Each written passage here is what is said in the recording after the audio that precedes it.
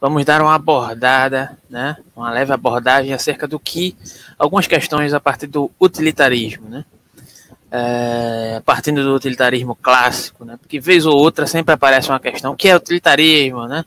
Muitas vezes você está criticando o princípio utilitário, né, e carece de uma determinada definição. Hoje nós vamos fazer uma breve pincelada aqui, provavelmente vai ser uma série de vídeos aqui no canal Gap Filosófico, eu já até iniciei fazendo essa abordagem aqui, mas não gostei muito da edição do vídeo, estou fazendo novamente, né, a partir da figura de Jeremy Bentham, né, que é um dos primordiais pensadores, né, dessa corrente utilitarista que é predominantemente inglesa, que se baseia por uma perspectiva moral utilitária. O que é essa perspectiva moral utilitária?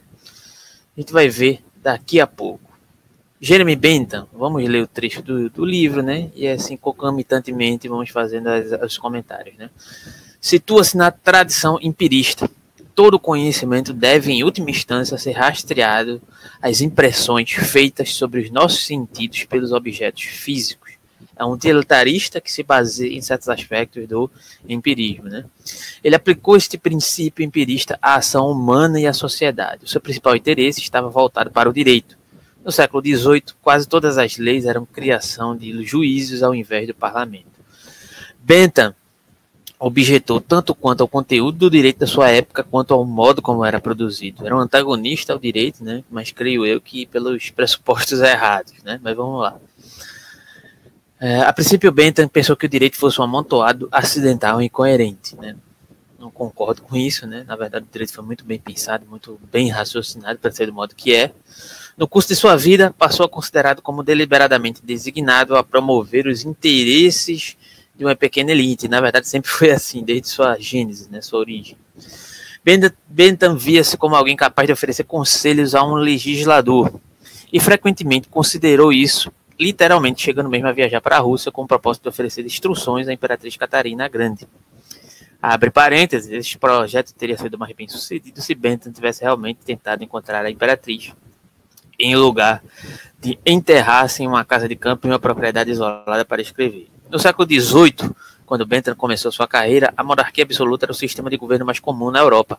Assim, a própria filosofia do Bentham, né, enquanto princípio utilitarista, ela era voltada, digamos assim, para uma crítica dessa figura do legislador, né, da figura, digamos assim, do monarca, daquele determinado período, né, que legislava, que estabelecia as leis por parâmetros, digamos assim,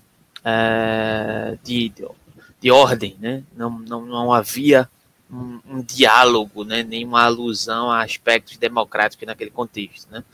Então ele trata de uma perspectiva, né, de uma crítica a essa figura do legislador, né, como um monarca absoluto, uma pessoa cuja única palavra é lei. E isso denotava também a frustração de Bentham com os monarcas, né, que não quereriam ouvir. Levou mais tarde a lutar por uma pressuposta reforma democrática. E aqui vamos ver um pouco do que é o princípio utilitarista de Bentham. Bentham oferece ao legislador um objetivo, tanto quanto uma montanha de conselhos para alcançar o objetivo, ou o seu objetivo. O objetivo é o princípio utilitarista, o princípio da máxima felicidade. O trabalho do legislador seria utilizar o seu conhecimento da natureza humana para criar leis que maximizem a felicidade de seu povo. Bentham frequentemente utiliza o termo técnico, utilidade. Essa palavra pode ter várias conotações diferentes no inglês, e sua conotação é aproximadamente equivalente a instrumental para a felicidade, ou meio pelo qual você pode atingir a felicidade, né? Bentham, entretanto, possui uma teoria específica sobre o que é a felicidade. Entretanto, o utilitarismo é a base de toda a filosofia de Bentham, que fornece não só o conteúdo dessa filosofia, mas também a sua motivação. A única justificativa para, digamos, seguir, se engajar em uma especulação teórica é o seu valor prático. Por exemplo, ao contrário de muitos outros dos primeiros filósofos europeus modernos, Bentham não foi absolutamente perturbado pelo ceticismo acerca do mundo exterior de outras mentes, né, ou da moralidade. Ele toma como certo que ele exista juntamente com o seu corpo, a sua caneta e todo o seu mundo natural, incluindo as outras pessoas. A sua justificativa é utilitarista, aqui palavras do próprio Bentham. Nenhuma consequência ruim pode eventualmente surgir de se supor que isso seja verdadeiro. As piores consequências não podem senão surgir de supor que seja falso. Manuscritos de Bentham no Colégio da Universidade de Londres. Juntamente com o utilitarismo, Bentham endossa o hedonismo, a visão de que o prazer e a dor são base da moralidade. E aqui é uma questão muito interessante, né, que de certa forma vai remontar a um princípio primordial do hedonismo, né, que já poderia ser visto lá em, digamos, em Epicuro, né, que é a questão da justa medida, né, dos prazeres, né, do que pode causar, né, prazer e a dor. De certa forma isso aparece aqui em Bentham, mesmo que isso não seja citado diretamente, mas você vai ver como, de certa forma, tentar, de certa maneira, a diferença entre, digamos assim, como um exemplo prático, né, entre o remédio e o veneno é a dose, né, também a diferença entre a dor, né, e o prazer é justamente a medida pelo qual você se utiliza do debruçar-se ou da dedicação àquela determinada prática, né. Então Bentham diz assim: por utilidade entende-se a propriedade de qualquer objeto pela qual ele tende a produzir benefício, vantagem, prazer ou felicidade. Tudo isso no presente caso equivale à mesma coisa, ou, o que novamente equivale à mesma coisa, impedir a ocorrência de dano, dor moral ou infelicidade. Bentham, introdução aos princípios da moral e da legislação. O problema com toda essa questão aqui, né, colocando já uma intervenção nesse sentido, é que essa noção utilitarista do Bentham, ela tem uma pretensão universal, né, digamos assim, né? E o pressuposto utilitário no ambiente no qual nós vivemos, principalmente atualmente, né, ele se dá para uma perspectiva de igualdade de oportunidades, né, de poder atenuar as dores ou elevar, né, os prazeres, né, a um determinado período, sendo que as oportunidades que se exercem, né, no meio social, no meio prático, né, no meio, eu acredito que no meio no qual ele vivia também não se dariam de maneira igualitária. Então pode, de certa forma, utilizar isso como parâmetro universal. Entretanto, o Bentham também vai falar um pouco sobre isso, né? Vai tentar, de certa forma, contextualizar um pouco sobre como, de certa maneira, as perspectivas individuais elas são desproporcionais em referente a justamente a percepção, né, das pessoas de modo particular, né? Mas ainda acho que não vai ser satisfatório, mas enfim. O valor de um prazer é inteiramente determinado por 7 medidas de quantidade, intensidade, duração, certeza ou incerteza, proximidade ou afastamento, fecundidade, pureza e extensão. Bentham notoriamente trata todos os prazeres como igualmente valiosos. Mais uma vez, Bentham. Preconceitos à parte, o jogo do pino é de igual valor ao das artes e das ciências, da música e da poesia. Introdução aos princípios da moral e da legislação. Quando faz comentários desse tipo, no entanto, Bentham não está oferecendo aconselhamento aos indivíduos sobre como viver as suas vidas. Ao contrário, ele está aconselhando o legislador, ou seja, o grande significante, né? O seu ponto não é que todos os prazeres são realmente igualmente valiosos, e aqui é interessante isso, mas que cabe ao legislador, não cumpre favorecer alguns prazeres em detrimento dos outros. Na prática, com uma ou duas notáveis exceções, o legislador deve considerar as preferências das pessoas como o guia mais confiável para a sua felicidade. Ou seja, o legislador deveria ser tornado como um grande juiz, mas a partir do método utilitarista era a sugestão do Bentham, né? Muitos filósofos liberais contemporâneos concordariam com essa reivindicação sem necessariamente pensar que todos os prazeres são realmente igualmente valiosos. É lamentável que Bentham utilize a poesia como... Entretanto, Bentham nega isso, né? As escolhas dos seres humanos são a nossa melhor informação acerca do que torna as pessoas felizes. Como ninguém jamais escolhe voluntariamente a escravidão, devemos concluir que os escravos nunca são felizes. Aqui parte do pressuposto de um determinado esclarecimento, né? Outra característica notória do utilitarismo de Bentham é seu apelo à maior felicidade do maior número. Em discussões filosóficas subsequentes, esse princípio tem sido frequentemente entendido como significando que o utilitarismo sacrifica os poucos infelizes aos muitos poderosos. Isso é um problema realmente interessante, né? Por exemplo, o utilitarismo poderia ainda favorecer a escravidão se a infelicidade dos escravos fosse compensada pelos benefícios econômicos que a escravidão provê às outras pessoas. Quando Bentham usa a frase a maior felicidade do maior número, no entanto, ele invariavelmente quer dizer tanto A, que os interesses dos muitos impotentes devem ter precedência sobre os interesses dos poucos poderosos, ou B, se o determinado benefício não puder ser provido a todos, então ele deve ser provido a tantas pessoas quanto seja possível.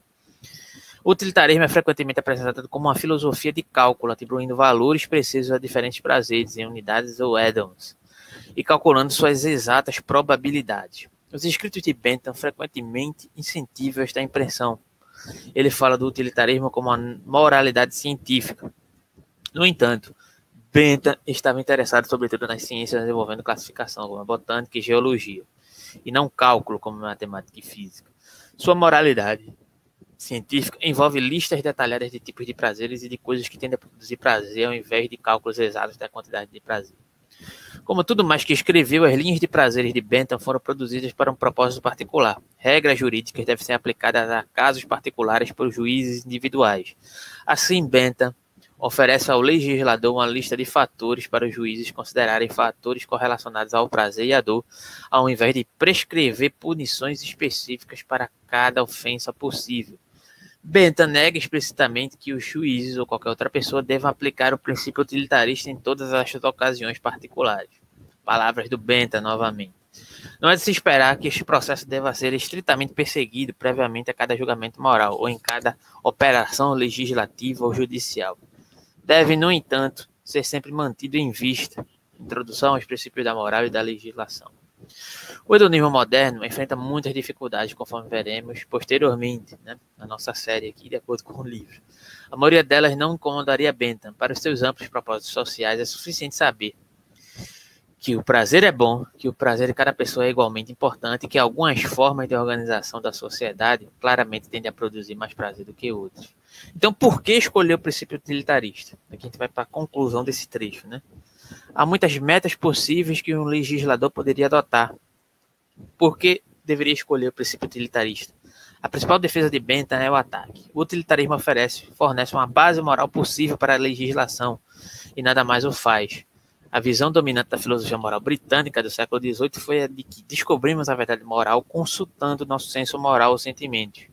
Bentham objeta que os sentimentos não podem fornecer uma base universal confiável para a moralidade. Os sentimentos de cada pessoa seguem os seus próprios interesses ao invés dos interesses de todos. E aqui é uma questão problemática que eu gostaria de explorar aqui nesse vídeo, para possivelmente continuar essa leitura. Quando Bentham afirma, quando ele faz, digamos assim, uma dinâmica de elaboração acerca dos prazeres particulares, que eles têm, digamos assim, sua demasiada importância, que de certa forma estão ligados também, posteriormente isso aparece aqui, ao senso moral particular e aos sentimentos em particular, Ele coloca um princípio utilitarista, ou seja, a da maior vantagem, ao maior número de pessoas, e etc, etc, nas mãos do legislador, que detenha, esse aparato, digamos, de poder estatal, que é o contexto aqui, para decidir em prol do princípio utilitário, desconsiderando automaticamente as perspectivas peculiares e particulares de uma determinada minoria. Isso se torna problemático porque se torna uma prerrogativa, digamos assim, de justificativa por aqueles que detêm o poder, e não à toa, digamos assim, é o que acontece, inclusive, na nossa realidade atual no Brasil.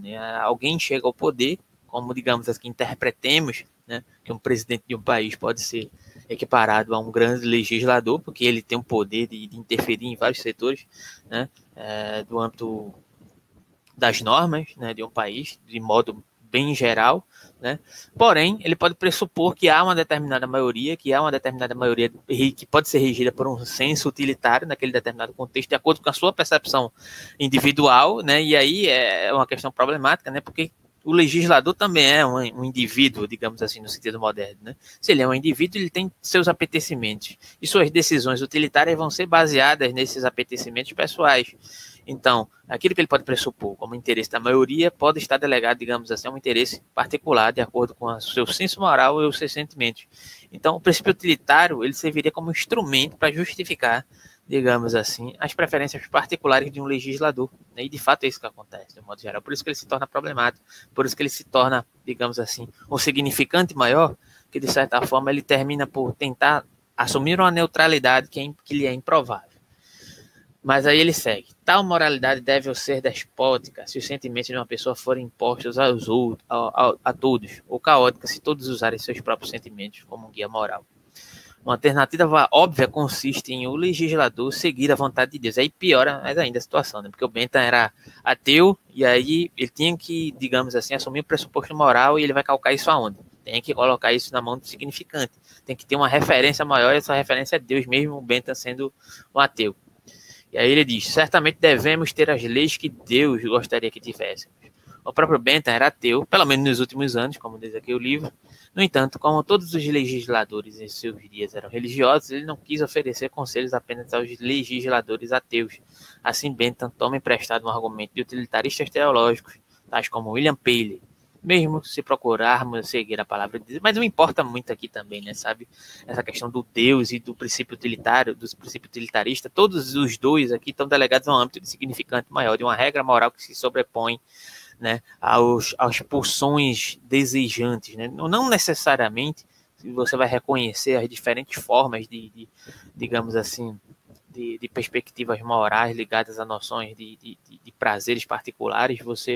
Se você assumir essa perspectiva da diferença do desejo, digamos assim, você vai desembocar numa determinada desordem social. Depende daquilo que você assuma, né, como parâmetro daquilo que pode ser exercido ou não. Há coisas, né, que nós sabemos que, de certa forma, são necessariamente repugnantes, né, e que merecem ser repugnadas diante do escopo social. Coisas tais como a pedofilia, né, a diminuição da figura da mulher, de um modo geral.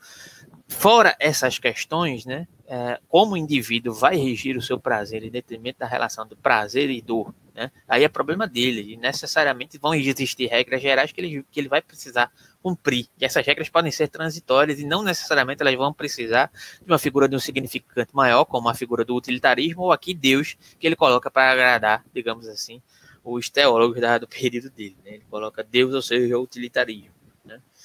Então, como Deus ama a todos os seres humanos da mesma forma, ele quererá que sigamos o princípio utilitarista. Você vê a analogia que ele faz aqui, né? O princípio utilitarista se transforma em Deus aqui, ao invés de privilegiarmos os interesses de qualquer grupo pequeno. Bentham também argumenta que conhecemos o que dá prazer e dor às pessoas muito melhor do que conhecemos a vontade de Deus. Qualquer legislador que afirme seguir a vontade de Deus está realmente apenas seguindo seus próprios sentimentos, os seus próprios interesses. Uma alternativa popular à época era basear a lei nos direitos naturais. Isso aí é outro problema também, né?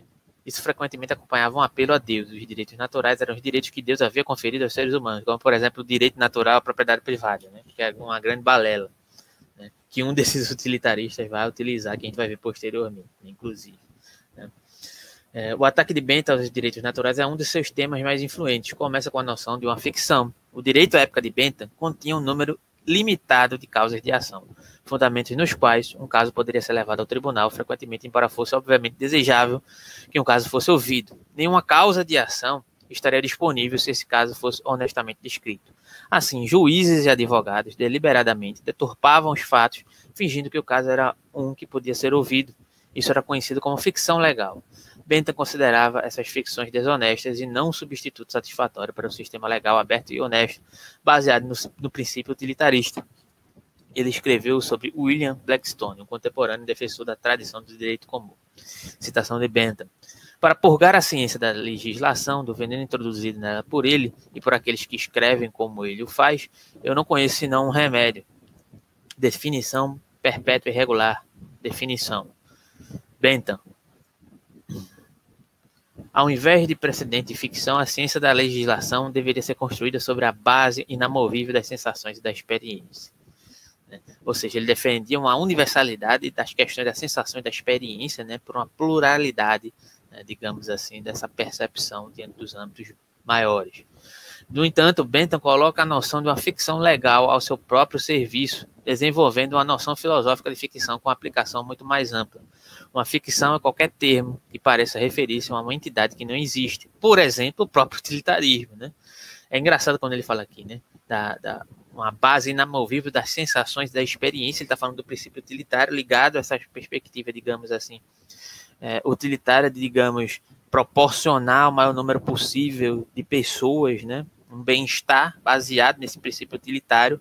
Só que, entretanto, né, esse princípio utilitário, ele, quando ele está delegado a uma determinada figura que decide acerca do que vai se tornar mais justo naquele determinado contexto, ou utilitário, né, isso está delegado às perspectivas concernentes à perspectiva individual de quem decide, né, E aí, quando ele faz essa acusação das prerrogativas do direito se basearem numa ficção legal, ele faz um argumento contrário que vai no mesmo caminho daquilo que ele acusa, né, em determinados aspectos. Né? Então, o que ele diz? Termos ficcionais não são todos inúteis, confrontado com uma declaração envolvendo termos ficcionais. O filósofo tende a fornecer uma análise em termos de objetos que de fato existem. Em última instância, chegamos às afirmações acerca de experiências sensoriais particulares. Se isso for bem sucedido, então temos um termo ficcional benigno, um que tem significado claro e útil. Se não, então concluímos que a entidade em questão não é apenas ficcional, mas fabulosa, e assim abandonamos a ficção. Bentham compara as ficções ao papel moeda, uma inovação na época. Se soubermos como trocar o papel moeda por dinheiro, real, ouro, então é uma moeda genuína. Se não houver ouro a ser obtido, então o papel é inútil. Por exemplo, direitos legais são uma ficção benigna. Podemos explicar o meu direito legal de comer a minha barra de chocolate em termos do dever dos outros e permitirem-me comê-la. Ao dever da polícia de impedir qualquer pessoa de interferir em minha ação de comê-la assim por diante. Ou seja, basicamente o que ele está dizendo aqui, né? É que a norma, né, isso é algo próximo do que o Deleuze vai falar posteriormente. Né? O que importa é criar jurisprudência e não que a norma é necessariamente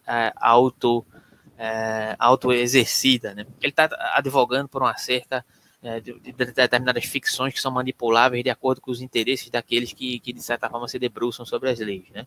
Entretanto, a norma não é autoposta, né? Por muitas vezes se evoca os direitos humanos como se eles fossem autoexercíveis, né? Como se eles pudessem se autoexercer, né? Quando, na verdade, o que importa não é a norma que está pré-estabelecida como parâmetro daquilo que eu devo atingir, né? Mas sim criar jurisprudência. O que é criar jurisprudência? É criar novas prerrogativas a partir das normativas já estabelecidas no direito. É criar brechas, é criar fissuras a partir do próprio direito, é criar espaço de acordo com casos particulares. Né? Então, de certa forma, essa crítica do Bentham perpassa, em certo sentido, uma analogia com essa crítica que Deleuze faz, inclusive com as prerrogativas das normas jurídicas, né, como autopostas, como possíveis de serem contestadas, como não possíveis de serem evocadas, na verdade, perdão. Né? E o que é interessante nisso, né? Tem uma norma lá que informa que é necessário que você vai ser punido caso você vá infringir os direitos da mulher. Né? Mas você vai lá e infringe os direitos da mulher. E aí o que é que faz com que, de certa forma, haja, né, uma punição? E aí envolve uma série de questões. Né? Existe uma estrutura no âmbito jurídico que coaduna para a impunidade, né, que deteriora a própria norma nesse sentido, né, a própria normativa, e existe a questão da jurisprudência, que é muito mais um criar de espaços particulares, né, que vão desconstruir a norma, vão se aproveitar da própria norma para poder se exercer, e vão criar espaços, né, digamos assim, de prerrogativas particulares, de direitos a serem exercidos efetivamente dentro do próprio direito. Né. Então, fazendo esse paralelo aqui, para concluir, os direitos naturais, por outro lado, são entidades fabulosas e falar deles é puro absurdo. Né? Eles pretendem estar escritos no tecido moral do universo e prevalecer sobre as leis ou costumes de qualquer país em particular. Isso denota também os próprios direitos, né? Como, por exemplo, a questão do direito à propriedade privada ser uma concepção passível de muito mais punição, de uma punição muito mais severa do que o próprio homicídio, isso no Código Penal brasileiro, inclusive. Né? Mas, basicamente, era isso que eu queria trazer nesse primeiro momento. Né? Posteriormente, vamos voltar aqui a Bentham, né, para poder concluir, né, essa série acerca do utilitarismo, né, para poder compreender como é que funciona desde o utilitarismo mais clássico ao utilitarismo mais recente. Então, se você gostou do vídeo, deixa o like, compartilha, deixa o teu comentário, tira tuas dúvidas, aí faz tuas críticas, tá? E até a próxima. Né? Nosso Pix, nosso Apoia-se, segue na descrição. Se puder, ajude aí o nosso canal. Até a próxima. Valeu.